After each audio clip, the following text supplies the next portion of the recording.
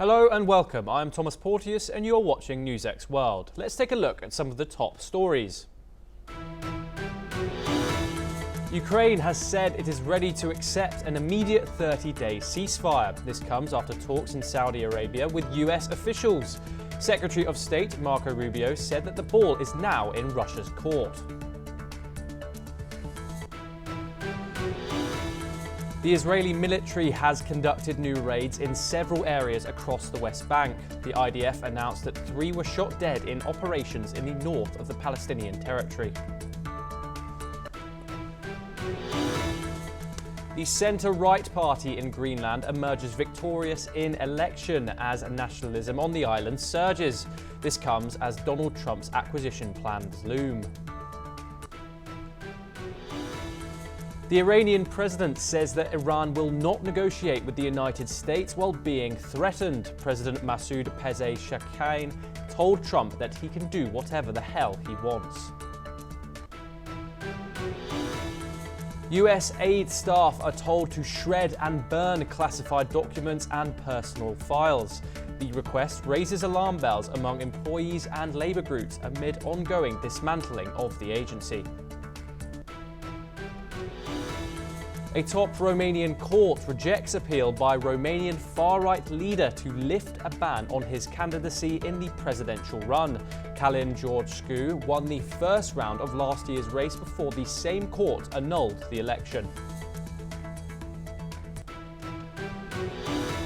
Metal tariffs imposed by Donald Trump officially take effect. The measures raise a flat duty on steel and aluminium entering the US by 25%.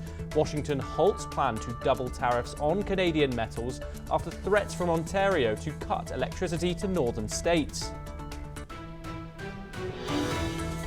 Over 155 passengers have been freed after a deadly siege on a train in Pakistan. 27 separatist fighters were killed in the operation in the Balochistan province.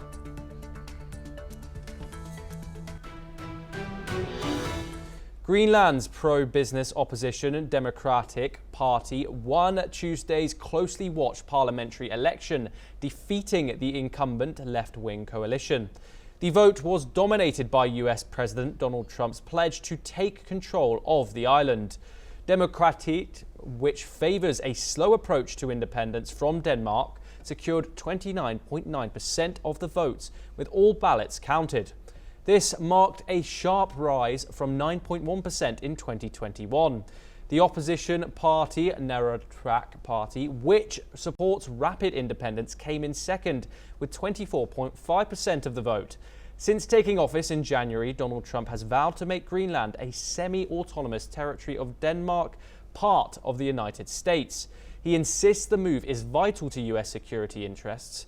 However, the idea has been rejected by most Greenlanders. According to Reuters, the vast island, with a population of just 57,000, has been caught up in a geopolitical race for dominance in the Arctic. Both Russia and China have intensified military activity in the region. People want change. We want more business to finance our welfare, said Jens Frederiksen Nielsen, Democratic's leader and former Minister of Industry and Minerals. Let's hear what the Pelle Broberg, the leader of NewsX Party, had to say. Nothing drastic will happen. We'll see what the numbers are tonight, because right now we have a broad mandate from the whole coast of Greenland. But that doesn't mean we'll have a majority. We'll get to the cities. But for now we have the moral superiority, if you want to say that. Now let's move over to news from the United States. Tesla CEO Elon Musk announced plans to double the company's vehicle output in the US within 2 years, calling it an act of faith in America and crediting President Trump's policies. The announcement was made alongside Trump at the White House. Several Tesla vehicles, including a red, white and blue Cybertruck, were displayed outside the White House following a recent stock decline. Tesla's shares rebounded by over 5% despite ongoing protests and vandalism targeting Musk's political involvement. Tesla dealerships and vehicles, Musk remains committed to expanding production. Here's what Trump has to say. When you you look at the market selling off, that didn't concern you, and Nope, where do you see it doesn't going? concern me. I think some people are going to make great deals by buying stocks and bonds and all the things they're buying. I think we're going to have an economy that's a real economy, not a fake economy. Yesterday, Romanian far-right politician Galan Georgescu lost an appeal against a ruling that barred him from standing in the country's rerun presidential election. Georgescu rose to prominence after unexpectedly topping the first round of voting in November, but his candidacy was annulled due to allegations of Russian interference and manipulation via social media. Following the unanimous rejection of his appeal by the Constitutional Court, Georgescu urged his supporters to protest peacefully, although clashes between protesters and police resulted in injuries. Prime Minister Marcel Coeclacu welcomed the decision, while far-right leader George Simon criticised the ruling. Analysts suggest Georgescu's popularity reflects widespread resentment towards the political establishment. Here's what Galan Georgescu had said. Iar după tot ce s-a întâmplat azi la Curtea Constituțională, de altfel în ultimele luni, vă spun că voi rămâne ferm în semnalul meu pentru libertate, democrație, pace și demnitate. Dacă doriți să susțineți orice persoană prin semnarea unor noi liste de candidatură, vă rog să o faceți cum vă dictează conștiința. Pare că în aceste momente democrația și libertatea își dau ultima suflare și de aceea au nevoie, mai mult ca oricând, să arătăm democratic și în pace că alegerea noastră contează până în ultimul moment. We now move back to the United States as tariffs on steel and aluminium have now officially come into effect. The tariffs mean that US businesses wanting to bring the metals into the country will now have to pay a 25% tax on them. The American Iron and Steel Institute, a group representing US steelmakers, welcomed the tariffs. The group is saying that they will create jobs and boost domestic steel manufacturing. Australia faces a 25% US tariff after Donald Trump rejected calls for exemptions. Despite strong lobbying, Australian Prime Minister Anthony Albanese called the move unjustified and not a friendly act, warning it undermines the 70-year economic partnership between the two nations. The White House confirmed no country would receive a carve-out, with Trump's America First policy prioritizing domestic steel production. Meanwhile, Trump's sudden reversal on doubling tariffs on Canadian metals from 25% to 50% caused market turmoil before being rolled back, wiping $5 trillion from US stock values in a single day. Now let's take a listen to what both leaders had to say. Such a decision by the Trump administration is entirely unjustified. This is against the spirit of our two nations' enduring friendship and fundamentally at odds with the benefits that our economic partnership has delivered over more than 70 years. The Ontario Premier calling you and giving you his decision about the electricity surcharge, and you said you were pleased about that. Will you make a different decision now about the tariffs on Canada? Will you reduce it? At that, but probably so, yeah. You're looking He was at a it. gentleman. Asian stock markets fell sharply on Tuesday amid growing fears of a downturn in the US economy. Concerns escalated as US President Donald Trump intensified a tariff war with major trade partners. According to CNN, Trump's refusal to rule out a possible US recession has unsettled Wall Street investors.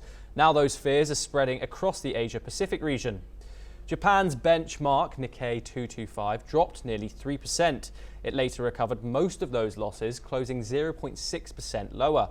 South Korea's Kospi fell as much as 2.5% and ended the day down 1.3%. Taiwan's TAIEX also saw steep losses, closing 1.7% lower after nearly 3% down earlier. Hong Kong's Hang Seng Index closed flat. Japanese tech giants like Sony and Hitachi dropped more than 4.5% in the morning and closed over 5% lower. SoftBank slumped 4.3% by the end of the day. Taiwan Semiconductor Manufacturing Company, the world's largest contract chip maker, ended more than 3% down. Apple supplier Foxconn closed nearly 3% lower. According to reports, all the gains made by the three major US indexes since Trump's election victory last year have now been erased. Mukesh Ambani's Resilience Geo signed a deal with Elon Musk's SpaceX to bring Starlink satellite internet services to India. A surprise move from the billionaires after being at odds for several months over how the country should grant them the spectrum. The Indian telecom operators will stock Starlink equipment in their retail stores, giving Starlink a direct distribution point in thousands of such outlets across the country. The deal follows a similar partnership announcement between Starlink and India's Bharti Airtel, opens a new tab a day before.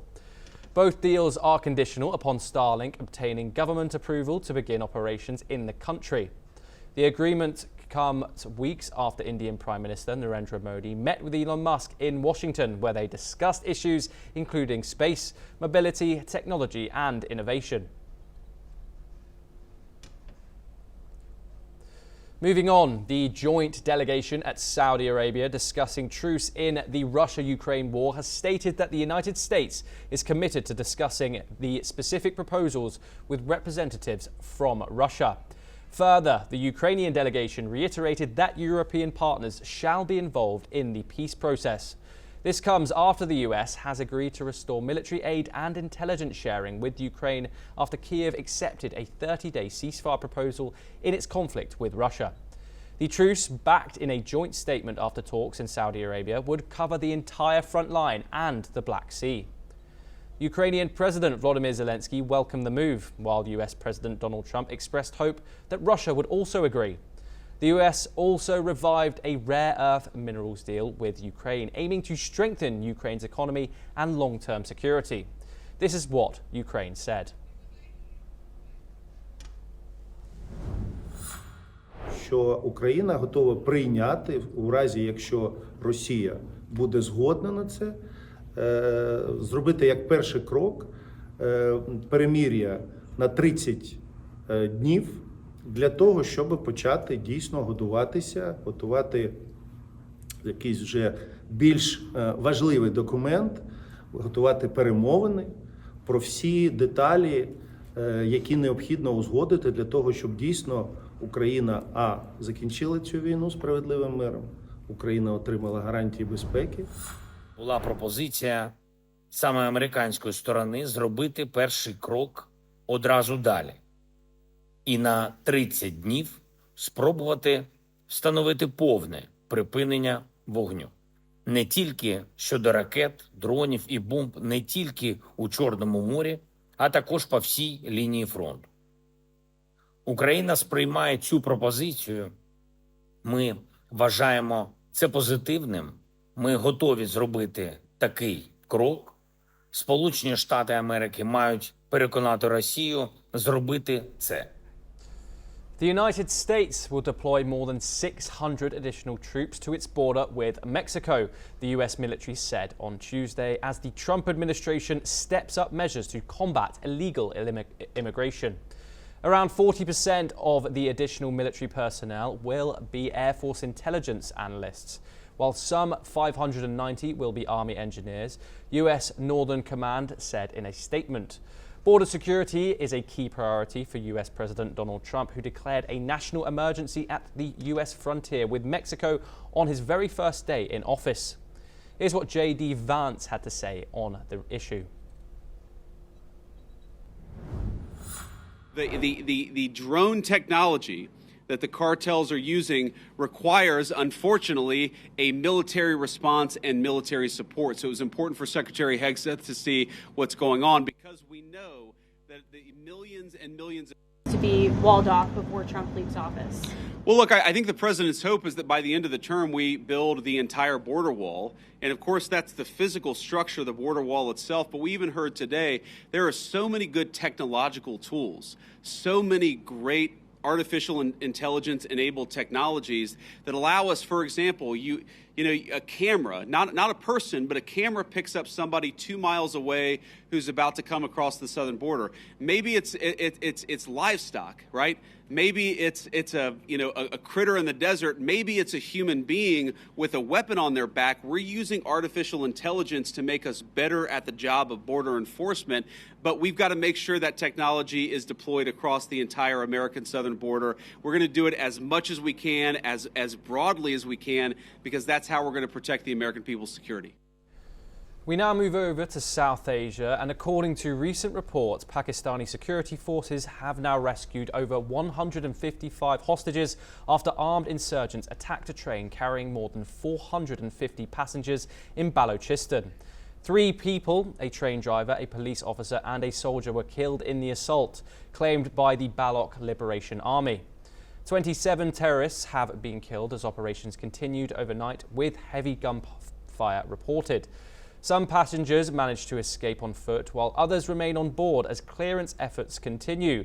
Survivors described scenes of panic as terrorists separated men from women. Freed passengers walked for hours to reach safety at the nearest station. Security operations remain underway as forces work to secure the area. The Baloch government stated the following. एक सख्त वक्त है, पूरी कौम पे आई हुई है। बलूचिस्तान में जो हमारी सिक्योरिटी सूरत हाल है वो इतनी अच्छी नहीं है, लेकिन उसके भी अपने अवामिल हैं। तो हुकूमत बलूचिस्तान, हमारी जितनी भी सिक्योरिटी ऑपरेटर्स है, हम जो है सरतोड़ कोशिश कर रहे हैं कि इसको इम्प्रूव करें। Portuguese Prime Minister Luís Montenegro's right-of-centre government has lost a confidence vote, pushing the country towards its third general election in 3 years. The vote followed opposition allegations of questionable business dealings linked to Montenegro's consultancy firm Spum Viva. Despite Montenegro's defence, concerns about the firm's legality persist. Portugal's president has signalled that elections are expected in May, while Montenegro's party has recently been trialling in the polls. The upcoming election is viewed as crucial for the country's political future. Here's what the PM had to say after losing the no confidence vote. Sai fragilizado é sobretudo o país, e eu lamento profundamente que assim seja, mas governo que não tem maioria absoluta na Assembleia da República, governo que depende da legitimação também do Parlamento para poder executar o seu programa, quando essa legitimação está posta em causa, tem de ter a coragem. Former Philippine President Rodrigo Duterte is set to arrive at Rotterdam Airport in the next hour. This comes after his arrest in Manila at International Criminal Court's request as part of its investigation into his controversial war on drugs campaign.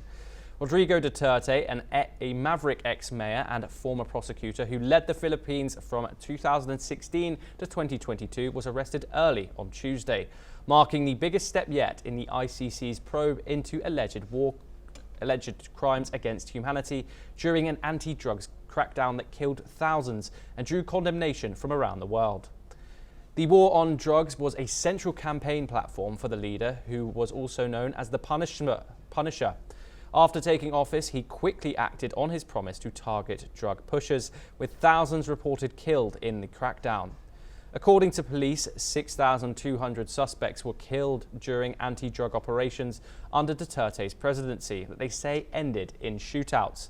But activists say the real toll was far greater, with many thousands more slumland drug users gunned down in mysterious circumstances, some of whom were on community watch lists, having signed up for treatment. This is what the current president of the Philippines had to say amidst the recent updates. Mr. Duterte was arrested in compliance with our commitments to Interpol. Hours before his arrival, Interpol Manila received an official copy of the ICC warrant. This prompted the Prosecutor General of the Department of Justice to serve the warrant. Interpol asked for help, and we obliged because we have commitments to the Interpol which we have to fulfill. If we don't do that, they will no longer help us with other cases involving Filipino fugitives abroad. This is what the international community expects of us as the leader of a democratic country that is part of the community of nations. US Secretary of State Marco Rubio announced that Washington welcomed the agreement between the Kurdish-led and US Syrian Democratic Forces and Syria's new government. The SDF, which controls much of northeast Syria, has signed an agreement to join Syria's new state institutions, according to the Syrian presidency. The United States reaffirms its support for a political transition that ensures credible, non-sectarian governance. This is the best path to avoid further conflict, Rubio said. We will continue to monitor the decisions made by the interim authorities, noting with concern the deadly violence against minority communities. The agreement outlines the integration of SDF-controlled civilian and military institutions in northeast Syria into the Senate. It also transfers control of border crossings, an airport, and oil and gas fields in the region to the Damascus administration. This accord comes at a critical time for Damascus. The government is grappling with the aftermath of mass killings of Alawite minority members in western Syria. Syrian President Ahmed al-Shara warned on Monday that this violence threatens his efforts to unite the country after 14 years of conflict. Turkish President Tayyip Erdogan also welcomed the agreement between the SDF and Syria's new government. He stated that its full implementation would contribute to security and stability in the region. Let's hear what he had to say. Varılan mutabakatın eksiksiz uygulanması Suriye'nin güvenliğine ve huzuruna hizmet edecektir. Bunun da kazananı Suriyeli kardeşlerimizin tamamı olacaktır. UN human rights expert William O'Neill urged the US and other countries to not send Haitians back to their violent-ridden homeland, with gangs taking control of much of Haiti and the police unable to contain them. O'Neill stated that deporting individuals would be unsafe. In 2024, gang-related violence resulted in over 5,600 deaths and numerous kidnappings. The US recently ended temporary protected status for 520,000 Haitians, set to expire on August the 3rd. O'Neill highlighted the dangerous conditions Haitians would face upon return, including widespread violence, shortages and displacement, and called on their countries to rethink deportations under international law. That's what people face. And then the people who are, if they are sent back, if they have family or support networks in the capital, how do they get back? Because you can't land, the FAA just didn't out of the capital. So how are they going to get back? And then what do they face in the capital? Violence, shortages of everything, 1 million already displaced. So I have urged publicly the US administration to reconsider the TPS decision. And I've also urged any country, not just the United States, the Bahamas, the Dominican Republic, Turks and Caicos, Turkey actually, anyone who's deporting Haitians now, please reconsider this.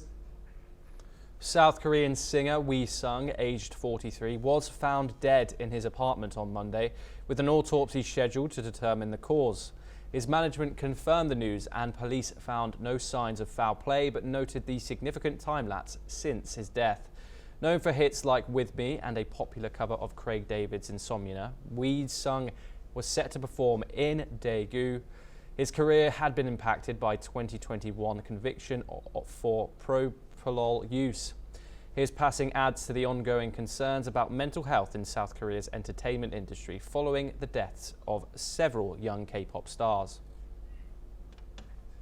The United States National Aeronautics and Space Administration has dismissed its chief scientist and several other officials following a federal workforce reduction order from President Donald Trump. In this first round of layoffs, 23 employees were affected. Among them was Catherine Calvin, a renowned climatologist who led NASA's Office of the Chief Scientist and contributed to key UN climate reports. A NASA spokeswoman confirmed that more staff cuts are expected in the coming months. The layoffs also affected the Office of Technology, Policy and Strategy. as well as the Diversity, Equity, Inclusion and Accessibility branch within NASA's Office of Diversity, Equity and Inclusion. According to media reports, this move is part of a broader push by the Trump administration to reduce the federal involvement in climate research. Just last month, the White House ordered mass layoffs at the National Oceanic and Atmospheric Administration, a key federal agency responsible for tracking climate trends. Despite a temporary reprieve for some, NASA employees remain uncertain about their future. French President Emmanuel Macron has called on military chiefs from across Europe and beyond to draft a plan to define credible security guarantees for Ukraine in the event of a ceasefire, the presidency announced. His appeal came during a closed-the-door meeting in Paris, which gathered top brass from more than 30 allied states. The meeting included representatives from 34 countries, mostly from Europe and NATO. Australia, New Zealand and Japan were also present. However, there was no representative from the United States, NATO's leading member. Macron's call for action coincided with Ukraine's endorsement of an American proposal for a month-long ceasefire and its agreement to enter immediate negotiations with Russia. These pivotal talks are taking place in Saudi Arabia. Last week, the European Commission President Ursula von der Leyen unveiled a plan to mobilize around 800 billion euros for Europe's defense. The plan aims to provide immediate military support for Ukraine. France also plans to increase its defense spending significantly. French Defense Minister Sébastien Lecornu mentioned a target of around 100 billion euros annually, up from the projected 50.5 billion euros in 2025. US President Donald Trump dismissed concerns about a potential recession, expressing confidence that the US economy would boom despite challenges. He acknowledged the difficulties of his approach, but predicted greater results. He also downplayed the impact of Wall Street's ongoing losses, expressing that the sell-off does not concern me. Trump's comments came during a meeting with reporters at the White House on Tuesday, where he reassured the public about the state of the economy. Trump's back-and-forth tariff announcements caused market instability and fears of higher inflation and economic slowdown grew. I don't see it at all. I think this country is going to boom. But as I said, I can do it the easy way or the hard way. The hard way to do it is exactly what I'm doing, but the results are going to be 20 times greater. In recent updates from the Middle East, Israel has ramped up its offensive as truce talks take place in Doha. IDF attacks near Gaza have now claimed the lives of 8 people, including a minor. Furthermore, IDF has stated that they have killed 4 armed Palestinians in Jenin refugee camp of West Bank. Meanwhile, a senior Hamas official, Abdul Rahman Shadid, stated that a new round of Gaza ceasefire talks have begun in the Qatari capital, Doha. He said the Palestinian movement is approaching the negotiations positively and responsibly.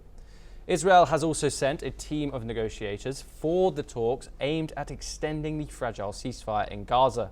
However, Israel has not yet commented on the discussions. The first 42-day phase of the truce deal expired in early March without an agreement on the next stages. These stages were meant to secure a lasting end to the war, which began after Hamas's October 7th attack in 2023 on Israel. And that is all we have time for. We will continue to bring you more news updates from across the world.